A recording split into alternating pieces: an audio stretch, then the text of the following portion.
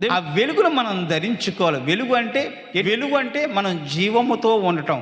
వెలుగు అంటే జ్ఞానము కలిగి ఉండటం. వాక్యము వెలుగులు అనేక మందికి మార్గదర్శకాన్ని నిలబట్టమే మనము దీపమును వెలుగునియుట. అట్లా కూడా రాయబడ్డది, మీరు దేవుని వాక్యమును ప్రవచించుట మానవద్దు, ఎప్పుడు కూడా ప్రవచిస్తూనే ఉండండి, దాన్ని సాధన చేస్తూ ఉండండి, నిర్లక్ష్యము చేయవద్దు.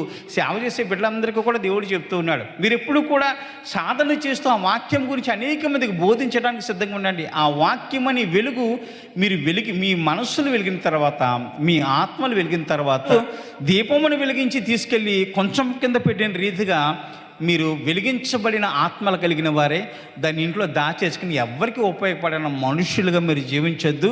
ఎవడునూ దీపం వెలిగించి చాటు చోటునైనను కొంచెం కిందనైనా పెట్టడు, కానీ లోపలికి వచ్చే వారికి వెలుగు కనపడుటకు దీపపు స్తంభం మీదనే పెడతారు. లోపలికి వచ్చేటువంటి వారు అందరికీ కూడా కనిపించేటట్లుగా ఆ స్తంభం పైనే పెడతాడు కదా. ఏ లోపలికి పోవాలి మనము?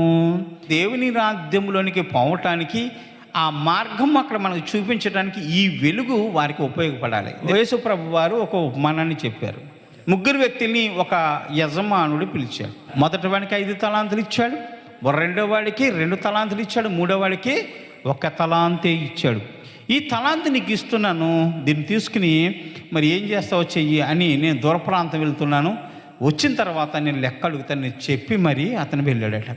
తిరిగి వచ్చేసరికి 5 తలాంతులు ఎవరైతే తీసుకున్నారో ఈ 5 తలాంతుల వాడు 10 తలాంతుల దగ్గర దాన్ని మార్చాడు. యజమానుడు రావుగానే ఆయన వచ్చిన వెంటనే ఆయన మాట వినగానే ఆయన దగ్గరికి పరుగున పోయి, అయ్యా మీరు మరి 5 తలాంతులు నాకు ఇచ్చారు, ఈ 5 తలాంతులు నేను వ్యాపారుల దగ్గర పెట్టి షావుకారుల దగ్గర పెట్టి 10 తలాంతులుగా దీన్ని మార్చాను అని ఆయన చేతికి పట్టుకొచ్చి ఆ లెక్క అప్పచెప్పాడట. రెండవది దగ్గరికి వస్తే, అయ్యా మీరు నాకు 2 తలాంతులు ఇచ్చారు, ఈ 2 తలాంతులు కూడా నేను తీసుకెళ్ళి షావుకారుల దగ్గర పెట్టి చాలా సంపాదించాను, మరి 2 తలాంతులకి 2 తలాంతులు 4 తలాంతులు నా దగ్గర ఉన్నాయి, ఇవో తీసుకోండి అని ఆయనకి ఇస్తే, బలా నమ్మకమైన దాసుడా, ఇంకా ఉన్నతమైనటువంటి వాటి మీద అధికారిగా ఉండని అతన్ని నియమించాడు. 5 తలాంతుల అతను కూడా మెచ్చుకుని, బలా నమ్మకమైన దాసుడు, నీవు కూడా ఉన్నతమైన కార్యాల మీద, ఉన్నతమైన పనుల మీద, ఆస్తుల మీద అధికారిగా ఉండమని అతన్ని నియమించాడు. ఇక 3వ దగ్గరికి వచ్చాడు. అతను ఆశించాడు ఏదో ఒకటి చేసి నేను ఇచ్చిన 1 తలాంతిని పెంచి ఉంటాడని అనుకున్నాడు. తీరా అక్కడికి వెళ్ళేసరికి, నా సహోదరుడా నేను నీకు ఇచ్చిన తలాంతు ఏది అని అడిగితే, ఆయన వెంటనే ఆ భూమిలో పెట్టిన ఆ తలాంతుని తీసుకొచ్చి అతని చేతికి పెట్టి, నువ్వు కఠినాత్ముడు అని నాకు తెలుసయ్యా, కోయని చోట నూర్చేవాడు, విత్తని చోట చల్లని చోట